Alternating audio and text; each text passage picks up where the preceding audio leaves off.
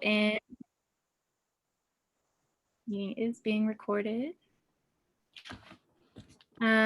Thank you for joining us. We are very excited to have everyone here. Laurel Everywhere officially published today, so we're very excited for Erin. And I am excited for you all to hear about the process and about just everything that went into this book. It's really special to my heart, and I'm so happy that so many people have shown support. So thank you all for being here. And I'm gonna hand it over to the previous project manager of Laurel Everywhere. She graduated last spring from Hooligan, and she will be helping us moderate the evening. So Thea Sprague will be our moderator.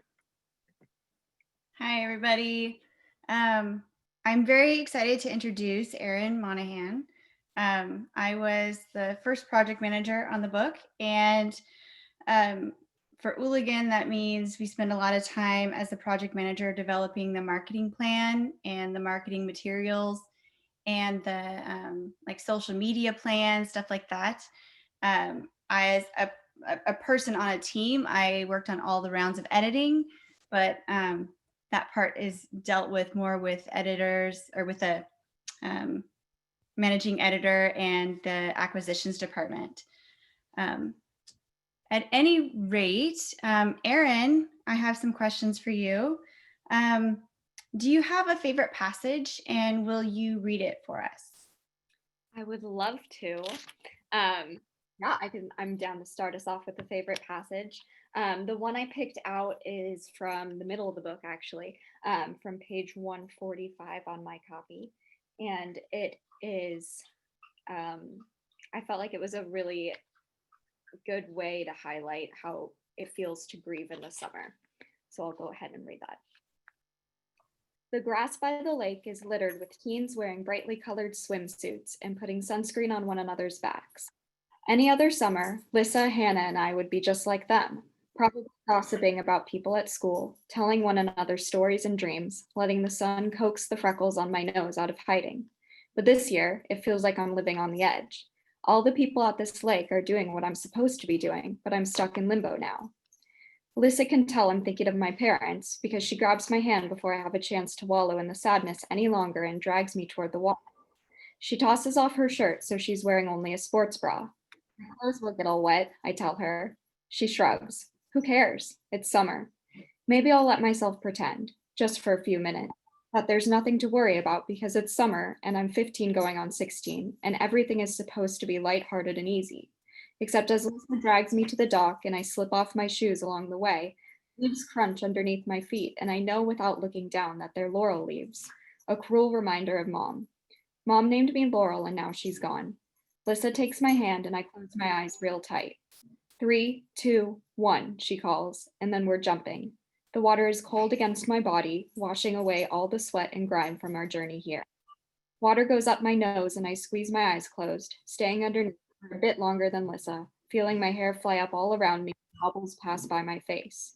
Maybe if I stay underwater long enough, it will feel like a proper summer. But eventually I emerge from the water, deep breaths filling my lungs, because it's not a proper summer. It's so far from it. That was really beautiful. That really does hit a lot of notes of what summer's like, and it really puts you in the mind space of where a person would be going through what Laurel goes through. It's really beautiful. What inspired you to write this book? I wrote it in the majority of it, of the first draft in the summer of 2018, which was right after I graduated college. So I think the feeling of being in a very long summer with a lot of free time is really present in the book. And I was inspired to write it because I've always gravitated towards stories about grief and loss, and I've looked to those stories from a young age just for guidance and understanding and processing. And I noticed a trend, especially in YA, where often it feels like the grief is wrapped up in a really nice little bow, or that it's resolved with like a person, a romantic interest. And a lot of the time in a lot of other books I've read, like a girl grieving, and then a guy comes into her life and the problem is solved and wrapped up really nicely. And I wanted to write something that didn't do that and showed that it's possible to have grief and love in a very nuanced light, um, and just explore those topics. That is so absolutely true. It makes me sick how often somebody goes through something real and emotional, and then 5 pages later, they're over it. And that Yeah. was one thing I really loved about Laurel. It it identified that piece of you that hurts for a really long time. And even though it's okay that you're not okay, tomorrow might be better, but it might suck too. I feel like readers can really identify that those emotions just, they don't go away tomorrow. The characters in your novel are all so incredibly different. Do you have a favorite one, and why? It's so hard to pick one. I think I'll pick two. I love both Lissa and Hannah. I think that for very different reasons. Hannah reminds me a lot of myself at that age. So it's kind of been an act in loving that version of myself when I was 15. And I love Lissa because she reminds me of one of my best friends a lot. Yeah. I love Lissa too. She's so carefree. She Yeah. definitely really balances out the serious notes in the book. I really Yes. enjoyed her. Mm-hmm. How has your work with nonprofits like You Grow Girl influenced your writing in Laurel Everywhere? Yeah.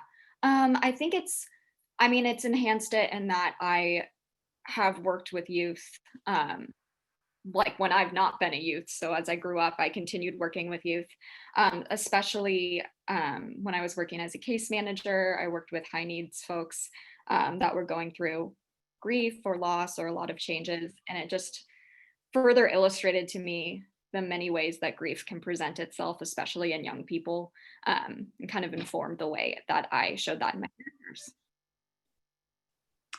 Okay, a lighter question. Do you have any tattoos?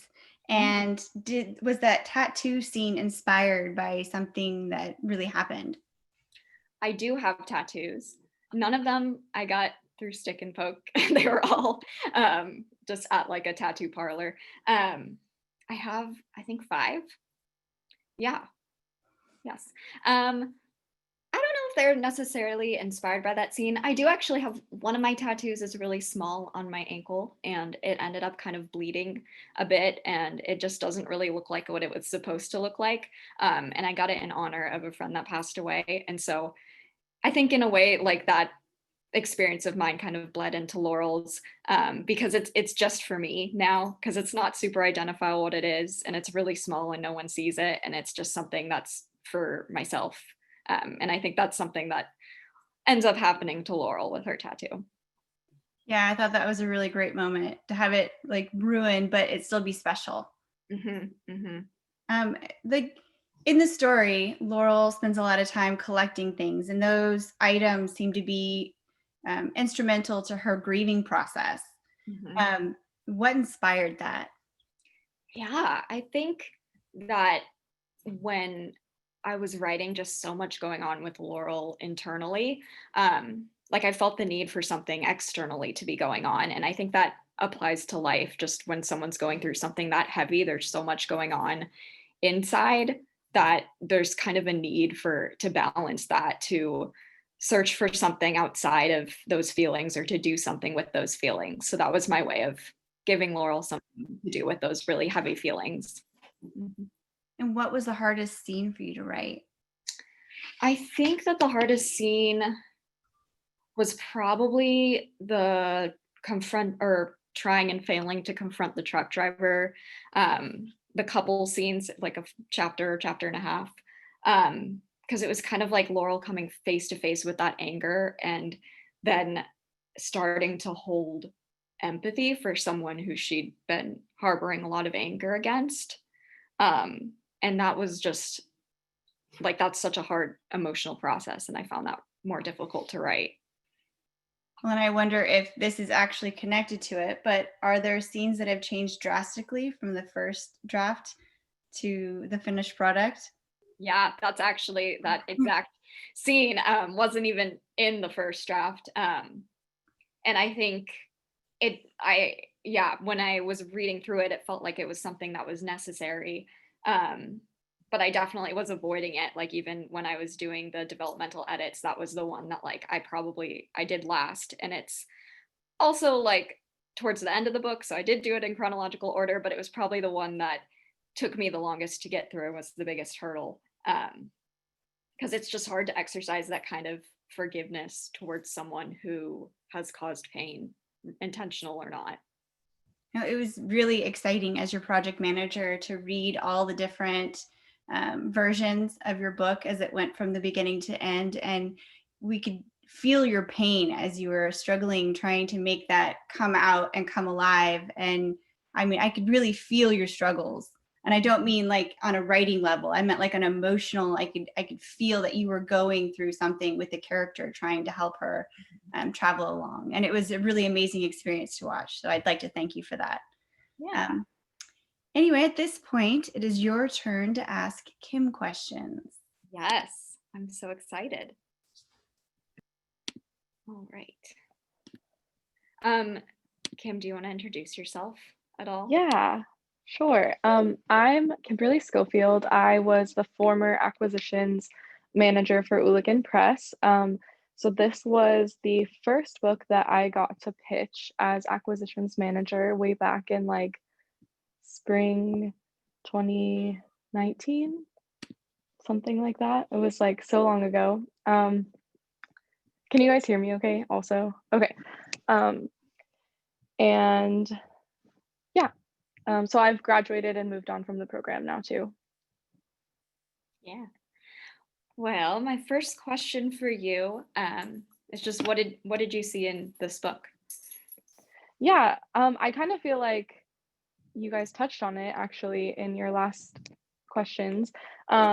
It has a very like real, um, it's just a real book, you know. I think a lot of the times part of the reason we get into books is like for escapism because it is, you know, different than what we experience. But with situations like grieving, I think it's almost more honest and like better for us to have those real experiences. And I think that's really what we liked about this book, especially with it being YA. I think a lot of the time YA kind of gets like tampered down for the audience in a way of like sort of protecting, but that's not how the real world works. And so we were hoping to just have an honest representation of what grief can be like for a 15-year-old, but also for adults. I think the family relationship aspect of this book is probably one of mine and the other acquisitions manager Dez's favorite part. These real relationships and complicated characters, because life is actually complicated. Yeah. Awesome, thank you. And kind of going off of that, what did the pitch process look like for this book? Yeah, so at Hooligan, most of our pitches are very similar. There's a sort of pipeline. A lot of different people get to look at it before we decide to pitch. This book was sort of handed to Des and I. We didn't get to like pick it so much as it was kind of already up and ready to go for us to pitch. But I think Des and I had both actually already read it as part of the acquisitions process at this point. So we were both really excited to actually get to do that. But how we start is a team of about 5 people creates this like huge living document for the pitch process.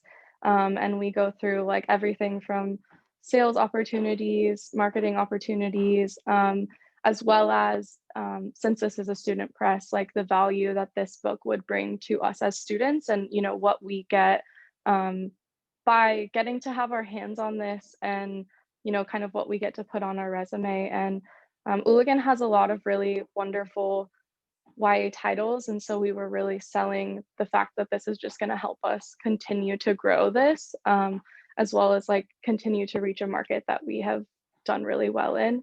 But I think that this is my favorite one that we have. So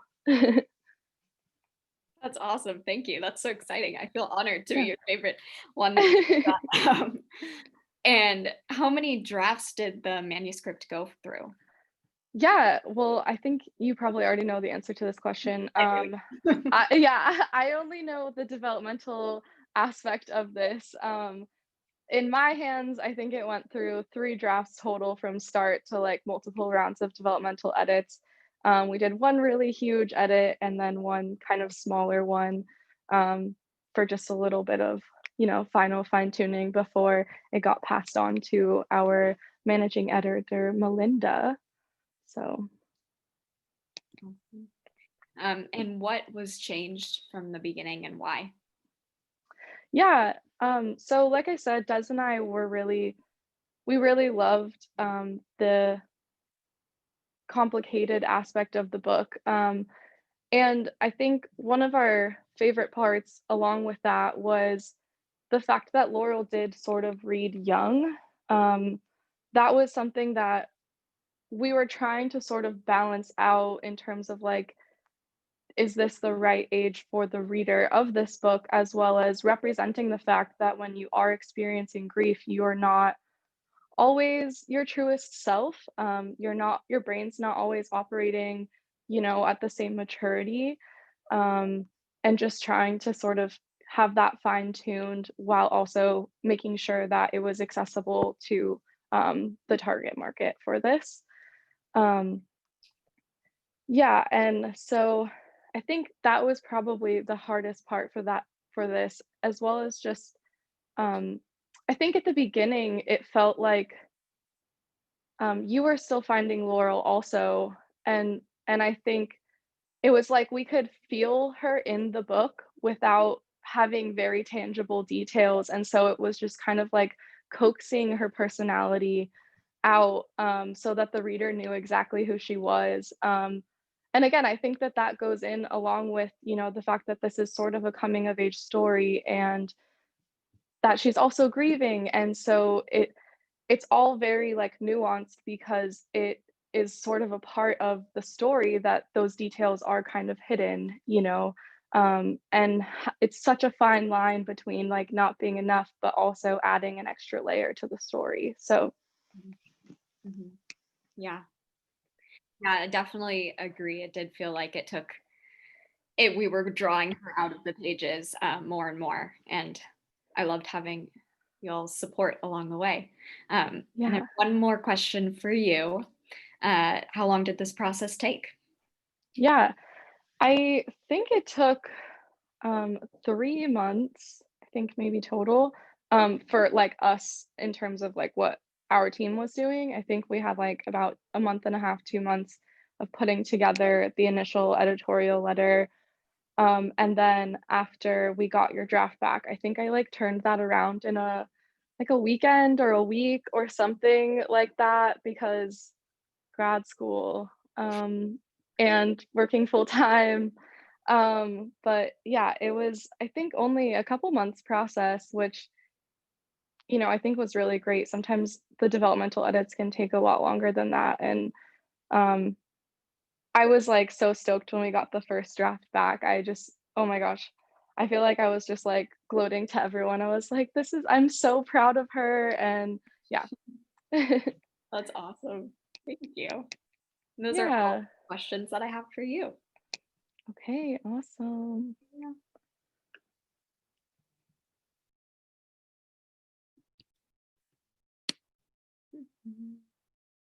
I think next we were going to talk with the managing editor, Melinda, or was it the cover design? It's the cover design up Cover next. design. Okay. So we'll talk about kind of how the cover design went and the process with that. I'll let you take it away, Erin. Okay. Morgan, do you want to introduce yourself? Hi, yeah, hi, my name is Morgan Ramsey. I'm the current design manager for Hooligan, and I also was the interior designer for the book. So, and this book was the first book that I worked on by myself as design manager. So, I have a lot of experience with like the physical files. Awesome. And I love the cover so much. So amazing work. Beautiful. Look at this. Yes, look at it. It's beautiful. Those colors. Mhm. I have 5 questions for you as well. The first question is, who did the cover and what was their inspiration? Okay, so the person who did the cover, the designer, Kendra Ferguson, she's a great cover designer in Hooligan, and I think that her basic motivation for the cover is the juxtaposition between light and dark. You know, Laurel oftentimes in the book feels kind of like overwhelmed or like she's being surrounded by grief, but there's always that light at the end of the tunnel. You know, there's always that positive in there that you could find, and that's really important to show in the book. And I think that that is like the main like emotional pull of the book, and that's what she wanted to show, and I think that she did a really good job with that. I agree. I think that's awesome. And how does the cover design process work at Hooligan? Oh, so the cover design process is really fun. So basically how that starts is we make an announcement, and we're basically like, okay, we've got a new book, Laurel everywhere, and it needs a cover. So we start with the a document called the cover design brief, and that is something that the project team and the project manager makes up, and that is basically, it tells you everything you have to know about the book. You know, the summary, the key points, the key like visual things in the book, potential color palette for the book, the cover, like what it's basically like what we want, what we're envisioning the book to look like. And then the designers use that document to mock up some covers for the book. And they submit them basically weekly. So every week is a new round of design. And so every round we do feedback, the whole press. And so basically on every cover that's submitted, you know, we're asking ourselves, like, do we like this cover? Do we think that it fits the book? Does it look like a YA book? Like all those really important conversations to have about the cover. And then that probably goes on for about a month of just like, you know, submitting covers and feedbacks. It's a lot of conversation. And then after about a month, we have to narrow that down to 3 covers that we think will be the final. And then once we do that, the whole press comes together for a big meeting where we vote on the final one. And it gets pretty crazy. Everyone has a lot of opinions, you know, there's a lot of conversations going on, and it's a lot of fun. That sounds so fun. I remember it being a lot of fun on my end when I got the 3 covers and got to give my 2 cents on them. It was exciting. It's always, yeah, I think it's one of those parts of the process it's very collaborative. It's everyone in the press has a say, so it's really exciting. Yeah. And you touched on this a little bit, but how does the genre affect the cover or interior design? So the genre is very important for the book design, more so for the cover than the interior. But I mean, it's one of the most important things that you ask yourself when you're doing a cover, because if your readers can't identify what the book is and what it's about or what the genre is, they won't pick it up. And so, yeah, it's really important. And for the interior, not as much, but you want to make it recognizable so that people know, you know, what they're looking at. Mm-hmm. Awesome. And speaking of the interior design, what artistic flares did you add to it in the book? This is my favorite question, because honestly, not a lot. With interior, so with cover design, you wanna, yeah, I was gonna show that. So for cover design, you want it to be eye-catching, you know what I mean? And you want people to be like, oh, what's this? And be curious. But for interior design, you kind of want all that stuff really downstated and really like you don't want people to notice what they're reading, you know? You don't want people to notice like what kind of font they're reading or anything. I just wanted the book to speak for itself. And so I made the interior really simple, and really the only artistic flair that I put in was just that little that Laurel branch. And I think that it's simple and it fits the cover in a good way. And yeah, I'm pretty happy with it. Oh, yes, I'm sorry. I just saw the font. The body font is Jensen Pro. And it's an emotional font. It has some personality to it. So that's definitely why I chose that one. Awesome. And the last question is, were there any difficulties with the design, either the cover or the interior? So, you know, the one thing that I've learned in the book publishing industry, and like what I've learned from being at Hooligan, is that you really don't know you don't know what to expect. Anything could happen, you know what I mean? And this book was really smooth. There was not really anything really we had to worry about. But I do remember we had a lot of back and forth about the color of the font, like the text. I mean, design is something that you could just go days talking about different colors or different shades of a color, like what fits. And I actually can share my screen. I can show you guys some of the preliminary covers that Kendra did for the book. Can everyone see that? Yeah. Good. Okay. So the cover design process, I mean, we at Logan, we go hog wild, you know, and we just do as much as we can with that. And so we had a lot of options. So this is something with 3 different colors in it, you know. Here's one that's a little bit bolder, orange. Here's one that's a little bit, you know, darker. Again, with the orange, you know, it's all about just going through the colors and seeing what fits and what really looks the best. And we did that for a long time, trying to make sure that that was absolutely perfect. And I think that we nailed it. I think we did a good job. For sure. For sure. I love it. I love seeing all the versions of the cover because I love the one we settled on. So it's great that we got there in the process. Yeah, Kendra did a really great job. So I think we're all really pleased with that. Awesome. And the next set of questions I have are for Melinda. So Melinda, do you want to introduce yourself? Yes, hi. I'm Melinda Crouchley. I'm the former managing editor at Hooligan Press. So this was one of my little book babies. Amazing. And so after the developmental edits, what more is there to do with the manuscript? Oh, there is so much more.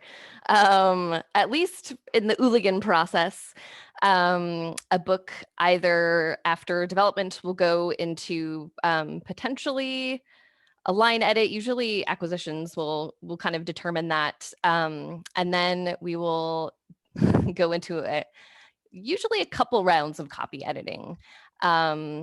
So for copy editing, the first round, depending on the quality of the content, will be either a, what do we call them? Like a, oh my gosh, a heavy copy edit or a medium copy edit.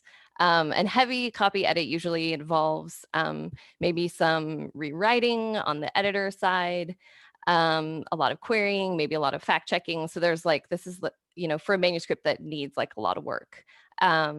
A medium copy edit is going to be maybe some rewriting, little tiny bits, maybe some querying, a little bit of fact checking. It's kind of just like, you know, it's medium. A light is going to be mostly querying, maybe cleaning up some glaring issues with like grammar, punctuation, spelling, that kind of stuff. The idea is to have it as pristine as possible to go into the next round of the editing process, which is XML type coding. And that's getting it ready to go over to design, over to Morgan's end, to be formatted and made into a print book, that will then be turned into an ebook as well, because we do print and ebooks at Hooligan. And then after that happens, there's even more. We do proofreading of the content as well. So there's several rounds that that the managing editor manages. So good times. Basically, you read the book a billion times. Yes. By the time we're done with a book, a managing editor has read it many times. Close to memorized, maybe. Yeah. I mean, you really do kind of get those like phrases stuck in your head. You know all the scenes like backwards and forwards, not as well as the author. The author always knows everything more than you do. Yeah. So you can't get a big head about it, but yeah, you know a lot. Awesome. And why does a manuscript need so many rounds of edits? Well, the more eyes that are on a manuscript and the more rounds it goes through, the more opportunities we have to catch mistakes and correct them. Because, I mean, we're all only human. Books are massive and contain like tens of thousands of words. So that's like tens and thousands of opportunities to make a mistake. And if it's a print, it's ebook, like that's going to be around for a long time. Once a book is like committed to print, like it's there forever in that iteration. So it's really important to get it right, because also when a reader sees an error, it just will potentially pull them out of the book. I mean, if you've ever like been on the internet and somebody like has a spelling error in a post or something, I mean, that's the first thing that you immediately see is like this spelling error, and everyone points it out. So you don't want to be that press that constantly has, books published with spelling errors. So it's really important that the book is perfect when it goes to print. And how many people do work on the manuscript? Oh man, it really depends on like what part of the process is happening, but in each round, we potentially have anywhere from like 6 to 12 people working on each round of the editing process.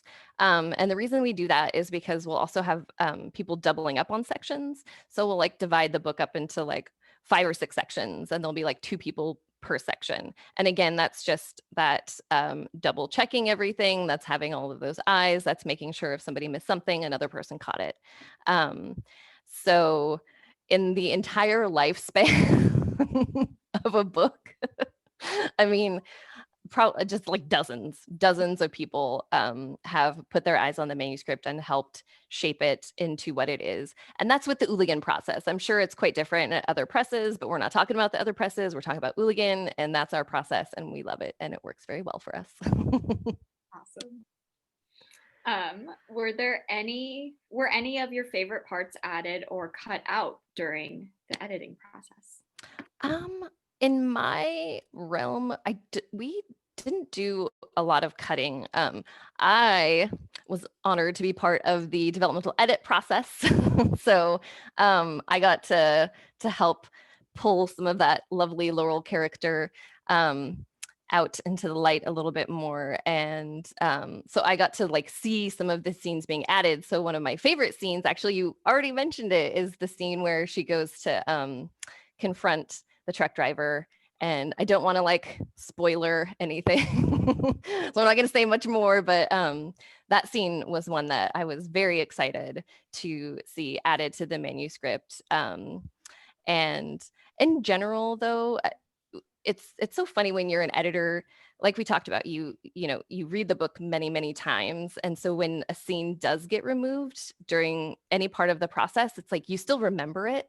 So there's like these little ghosts of scenes when you're like reading the new version, you're like, oh yeah, like that, that old version or that scene used to be in there. So you kind of have this sort of insider knowledge of a book or a manuscript that the reader doesn't get to have. So you're kind of have that going for you as the editor. And it's also kind of sad, I think, at any time when you have to cut a scene, even if it's very necessary for the plot or the flow, or because it wasn't working for the character or whatever. I mean, there's lots of different reasons to cut scenes, but you always kind of miss them, even as an editor. Like, for the author, it's a lot worse. I mean, those are your babies.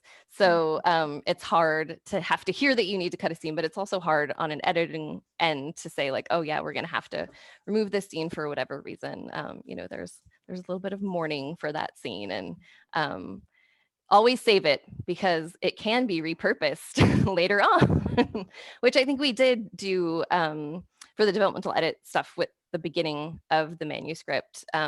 We ended up kind of repurposing some of that for later on in the book, and I think it was very powerful. Like those scenes are important. Don't ever completely delete a scene ever. Save it somewhere else. Save it somewhere else. Exactly. Yeah, that's all. I have a lot to say about scenes, obviously, so I'm just gonna put a pin in it right there. Amazing. And my last question for you is, were there any technical issues with this book that the press had to overcome?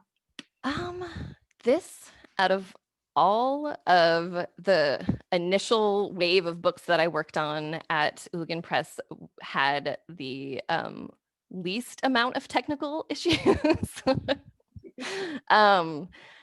For my experience in my department, I don't know how it was for anyone else, but Laurel was pretty much like the third book that I was working with as a managing editor. So I feel like the first two books were kind of like where the biggest learning curve happened. And by the time I got to Laurel, I was like, okay, I'm on my game. I know what I'm doing. I hope. Like, I got this. yeah, we got this. I got this. So in terms of like technical issues with the editing process, I think this one was fairly benign, didn't have too many issues. And I mean, I think that's a lot of credit to you, Erin, as the writer and the author. The prose was really solid. It was really good to work with. We didn't really have to do like a ton of cleaning of the text. So I mean, it was very easy on my end. So I super appreciate that. Thank you for being, an awesome author. And I mean, I don't want to disparage like my technically challenging books either. like every book is like a child and they're all different and unique in their own ways. And they all had, their challenges and their highlights. And you learn something different, I think, with each book that you work on. So even though this one didn't have like curveballs to throw me, I mean, it was still like, it was very much a joy to work on. So thank you for letting us be part of that process. Thank you for being part of that process. Of course. All right, those are all the questions I got for you. Thank you. Hi again, Erin. Hello. I had a couple more questions for you before we get to audience questions. What did your process look like writing a teenage book about trauma and grief? And did the process energize or exhaust you? It actually energized me. Ever since I was young, I was always like the kid who was reading really emotionally heavy books, and like my teachers would be like, why are you reading that? You're like 12. But I've always found myself to get energized through reading about heavy things, I think, because it's a way to process feelings like outside of your own self through a character. And writing, the same goes for writing about heavy things. I think I feel less alone, and I feel like it's like a conversation, even if I'm just writing it and I don't know if anyone will ever read it. It feels like I'm having a conversation with future readers that may be going through something that my characters are going through. Well, then sort of related to my next question, how do you take care of your own mental health? That's a great question. That answer is, I feel like it's changing like month to month. So what I say now may not be the case in a few months, but definitely like community, which has looked really different in the past 7 months than it had ever before. Virtual community, reading and stories and finding ways to process things through fiction is always really helpful. And like I always recommend everyone go to therapy. I think that's really helpful for anyone in managing mental health. Mm-hmm. Do you have any advice for young people who want to write, particularly ones that want to write about their own grief? I think like my main advice for anyone wanting to write is that there's no like right path to being a writer. That's what everyone I've met that has published anything all has really different stories of how they got to that point.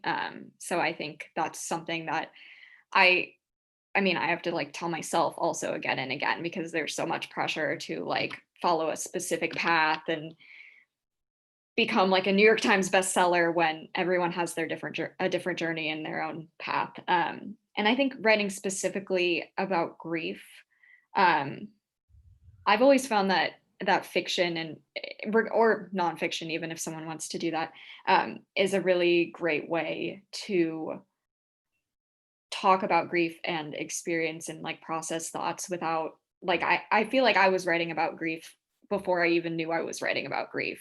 I think it's a really good way to process emotions.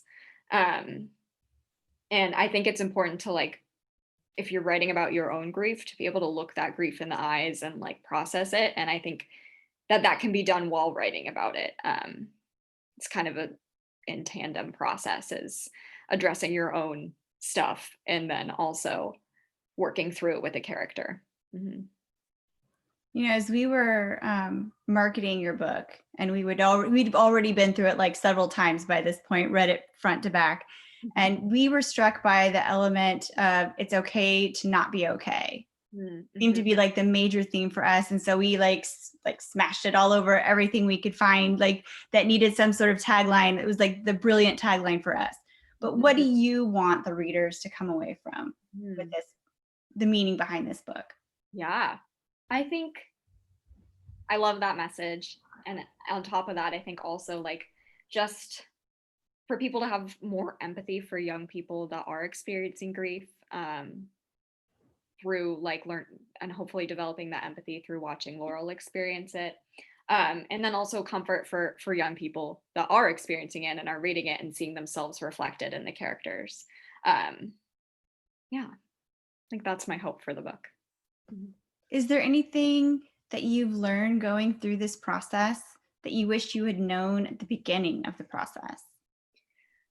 I think I wish that I would have I think I knew this, but just reiterated to be patient, because it's a really slow process. Like publishing a book takes a really long time, and it is all for the best. Like even if, and it goes by quicker than it feels like. I remember thinking November was so far away when I finally got, when I signed with Hooligan, and then like almost a year and a half later, it feels like I just signed with Hooligan. So I think just patience is really valuable in this process, because it all comes together eventually. And what's next for you? What's your next book? What's my next? That's your next plan. My next plan. I am editing right now. I'm working on editing a YA kind of mystery contemporary that I've been working on for a really, really long time. So we'll see what happens with it next. Trying to get that off the ground. Yeah, that's hopefully my next step. Mm-hmm. Nice. Yeah. Well, now let's look at some questions from our audience members. So this is from Alex. Writing process, research. How did the book get planned out? Was it difficult to write about grief? Yeah. This book was really unique in that when I normally write, I mean, I'm a planner, definitely, or a plotter, and I like to create outlines and kind of have an idea of where I'm going. And this is probably like one of the only books I've written where I haven't gotten totally stuck in the middle. This one flowed really well for me, which doesn't normally, like halfway through the book, I start questioning the entire thing. So this one felt like a gift in that it flowed really well for me. So I definitely did, I outlined a lot. Um, and just like came into it really prepared with an outline. And writing about grief, I think, I mean, I kind of addressed this earlier, but it's difficult, but I do find it energizing at the same time. Yeah. And Stephanie says, thank you for writing about grief, healing, and trust for teens. What are some of the sources of inspiration for your characters and the plot in Laurel Everywhere? What was the process of publishing with Hooligan like from your perspective? All right. So that's a couple big questions. Sources for inspiration for the characters and the plot. I think something that was actually was a theme in Laurel, kind of like how everyone is like a recycled version of someone else that they know and love. I think that's definitely true with writing characters. I always notice after I write, when I reread and start editing, that I put people in my life, like friends and family, in the characters without even meaning to. So I definitely took a lot from that. I think that since this story takes place with high school age students, I think I took some of like my experiences of the friendships that I had in high school, the strong friendships that I had, and kind of brought those to light through Lissa and Hannah, and Laurel's relationship. Yeah, I think that answers that question. What was some of the inspiration? And also a lot of the setting was all inspired by growing up in the greater Seattle area. And the second half of the second question, what was the process of publishing like with Hooligan like from your perspective? It was really great. I really liked how collaborative it was. I felt like I was informed of every step of the process. And there's just a big team of people that I didn't know everyone personally and didn't know everyone's face, but I knew there was a big team working behind this project to get it to where it is now, which felt really supportive to me. How do you find the motivation to start and finish a novel? How do you deal with feelings of self-doubt? And did you have any advice for aspiring writers? Hannah. I love this question. Because I still like, it's so hard to find the motivation to start and finish a novel. And I think like even once you do one, like it continues to be really difficult. And I think a lot of my motivation comes from when there's a story that I feel is really important to tell. And a piece of advice like that I've gotten that has always stuck with me is just like, you can skip around. If you get stuck, you can skip to like a different scene, or you can just keep writing and edit it later. It's okay if it's not great, because it's better to get it on paper at that point. And feelings of self-doubt, dealing with that. I mean, I think I'm still figuring that one out.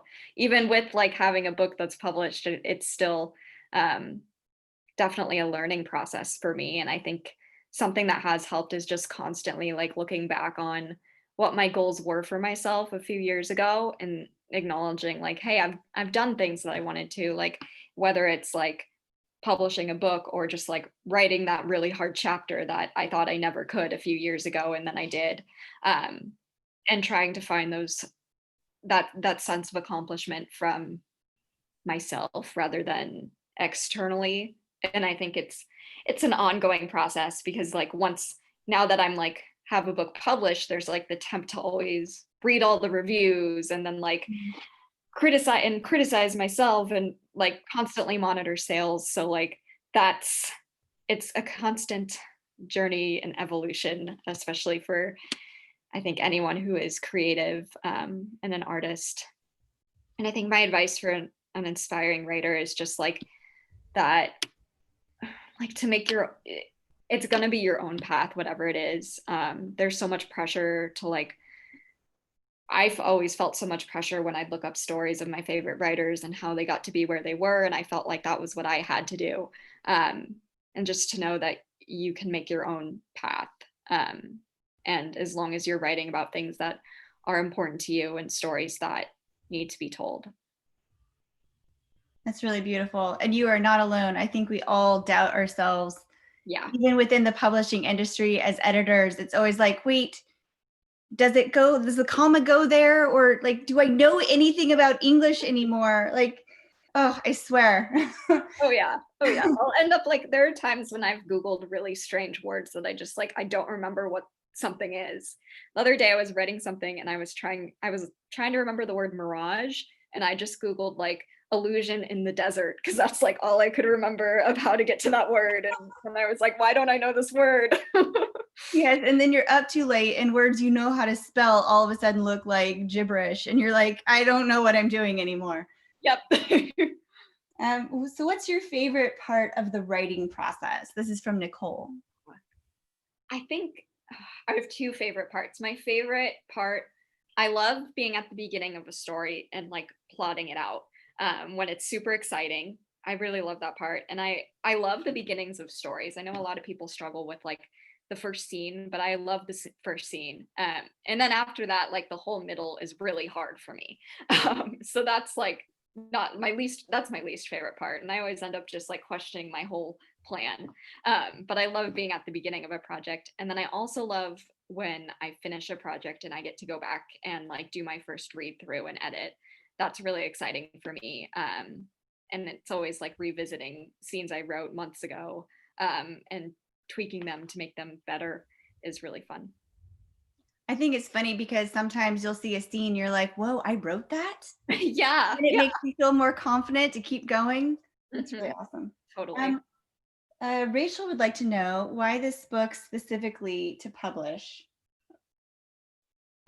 Sorry, that's how it was written. I thought it was my fault for a second. Was there something about the characters or the story that were different with Laurel Everywhere versus other books you've written? I think for this one, I mean, it just feels like what kind of happened naturally, because I do have like other manuscripts that have been shelved or are still like being tweaked, and this was the one that just felt ready to go into the world, and things fell into place with getting in contact with submitting to Hooligan and getting accepted. It's just kind of the way it worked out, because these characters feel just as special to me as like any characters I've written, but I think this story just felt the most ready for the world. Taylor would like to know, if you had to paraphrase as best as possible, what does grief mean to you? Ooh, I don't know. That's a tough question. I mean, this might sound like kind of woo-woo, but I think it's kind of like, I think it's synonymous with life. And I think that's like a really difficult lesson to learn, whatever age you learn it at, that it is it means change, and it doesn't necessarily have to be about death. It can be about any kind of change. And I think it's something that isn't talked about enough. And I think that, and I'm excited about this book as an opportunity to talk about it more. And yeah. Robin would like to know if you will write more books, which I think is kind of a given. Yes. Yes, I will. And Cameron would like to know, is it more beneficial at any point to have fresh eyes on the product, or do you try to have continuity with who views it? Do you find continuity to cloud your views of the final product? I'm thinking this one might be directed more at Melinda. Oh, Melinda, would you like to answer that? Could you repeat the question? Do you find it more beneficial at any point to have fresh eyes on the product, or do you try to have continuity with who views it? I think they're trying to ask, like, oh, okay. Yeah, I see what the question is. I mean, because Hooligan is a teaching press, we try to give folks a lot of different opportunities to be involved in the editing process, for, learning purposes. So I mean, but I've never was like, oh, this person helped with that thing, so they need to be on like this particular chain of the editing process. Also, it's this is the best part. It's all volunteer. So when we do a round of editing, we do a call out to our staffer for who would like to volunteer. So this is outside of their regular schoolwork that they're doing. This is in addition to whatever work that they've been assigned within Hooligan Press. So this is like extra that they're doing.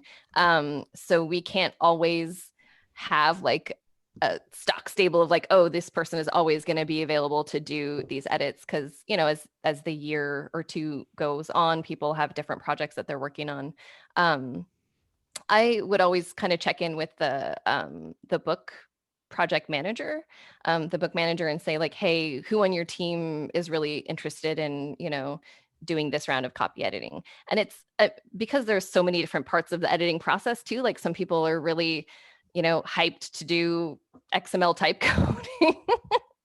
And some people would much rather, get their feet wet doing a proofread. So we did try to like start folks out. Usually we'd say like, oh, proofread is coming up for those of you who are like newer to the press. This is a good opportunity to start out your editing chops on a book without feeling, like you're having to copy edit, 60 pages or whatever. That might feel very intimidating to some folks. So yeah, I do think that continuity in terms of like the content, like that is always a question that we have to ask ourselves at Hooligan, because books are passing through so many hands as people graduate from the program, and there's a lot of different cooks in the kitchen, that kind of thing.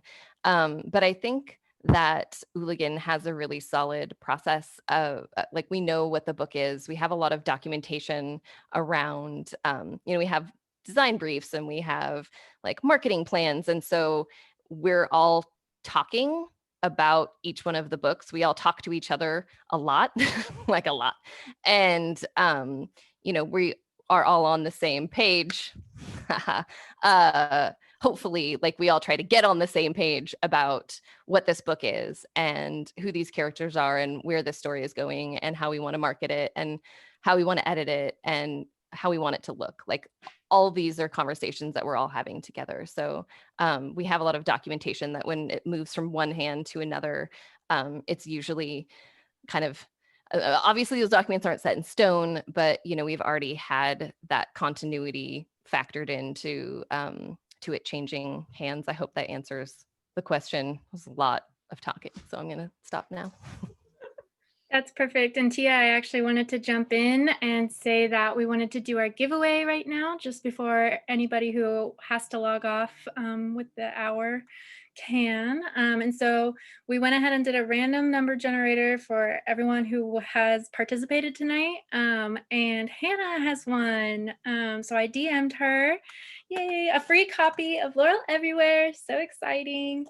And so please go ahead and send your email address in the DM that I just sent you, and we'll get you that book.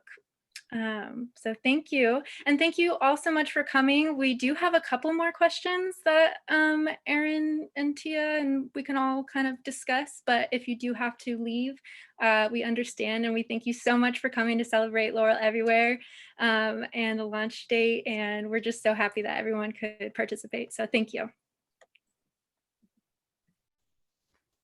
All right, congratulations, Hannah.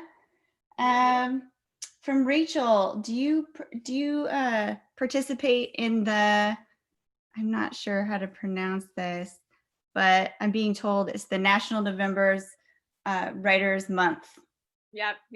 I have done NaNoWriMo in the past. I'm not doing it this year because of the book launch and also, the world being the way it is right now, I didn't feel like I really wanted to assign myself a novel to write in 1 month. But I've done it before. I did it once a while ago while I was in college, and then I did another time and used it more to edit rather than write. And I found it more useful for editing. I think I found it more difficult for writing because it felt like forcing words that weren't ready yet. But it works for a lot of people. And it was fun when I did do it, and I love the community. From Julie, does anyone want to speak to the challenge in determining the older and younger ends of the age range of 13 to 18 years? I think this book would have been useful for me at the age of 10. Kids at the same age can be all over the map in terms of what they're ready for.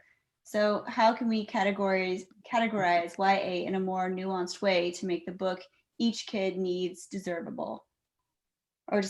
Sorry.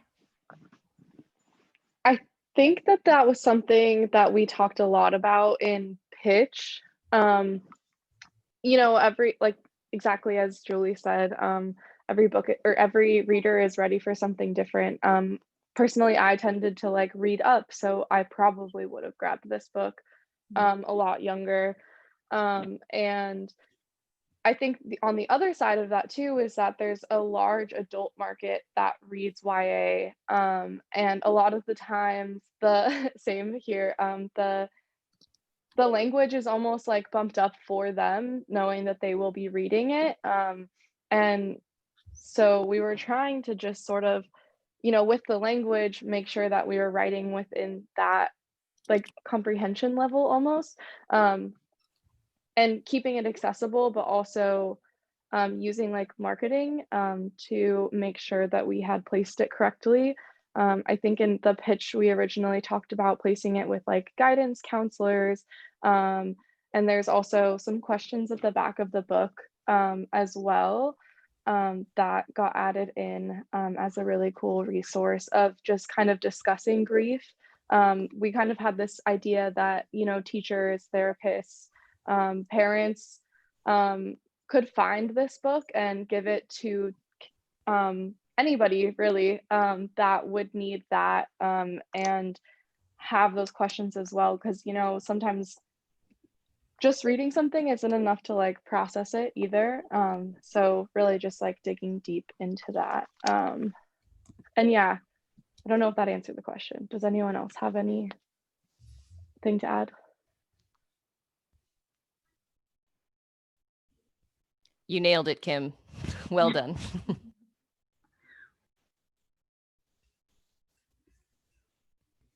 Well, I am not seeing any more questions pop up on my list. Is there anything else? Other questions, or are we wrapping for the evening? I think if there's any other questions, you can drop them in the chat right now. I think so everyone who registered for the event should have gotten an email earlier today with a care package that we wanted to send you guys. And so I think we might drop that in the chat one last time for anybody who missed that. And then you can also email me. I can drop my email in there too if you didn't get the care package and you want to receive that. It includes a couple of, you know, mixed drink cards that you can make drinks with. It includes a Laurel Everywhere Spotify playlist that you can listen to and be sad about and cry as you're reading. Make sure to have some tissues near you. It also has a Pinterest board link with some art that goes along really well with the book, as well as some coloring pages if you just need to take a break and do some online coloring or print them out and do some real pencil and paper coloring. So that is all in the care package that we sent out. And then let me drop my email, and if you didn't get it, I will send it to you again. But other than that, thank you so much for coming, everybody. Congratulations, Erin. This book is amazing, and we're also happy that it's out.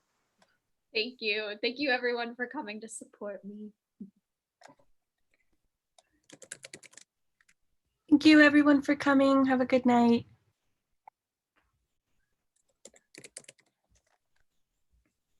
Oh yeah, if anyone wants to stay for a group photo, we can definitely do that. How are we doing that? Are we like making squares like all over the screen? Maybe go to gallery view and see if anyone wants to turn on their camera, or I mean, you can keep your camera off, but we can take a picture. That would be super great. I would love, sorry. No, it's great. I think I have 2 screens right now, so I'll take a picture with both screens. And then I will upload them to the Facebook event. Should I grab my book? See it. Yeah, grab your book. If you have your book, please hold it up. That would be so fun. And I will take a picture if I can figure out how to work my phone. Okay. 1, 2, 3. Okay, and then I'll do the next page. Yay! Everybody looks amazing. Good job, friends. Thank you so much for being here. And yes, please drink some water, go take a rest, take deep breaths. Perfect. Okay, we don't have anything else planned, but if you guys want to stay and have a chat, we can totally have a chat. But you're free to head out.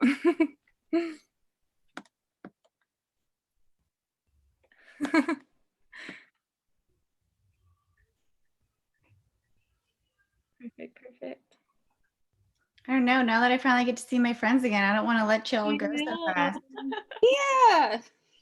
I love seeing all the Ulis who graduated, and I just want to keep looking at their faces. I know. Miss you guys. I miss you guys so much. I cried.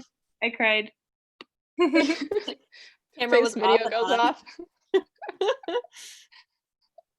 I did not think that I was going to miss being at Hooligan as much as I did. I thought like, oh my gosh, all that work is going to be so nice not to have to do a blog. Sorry, Faith.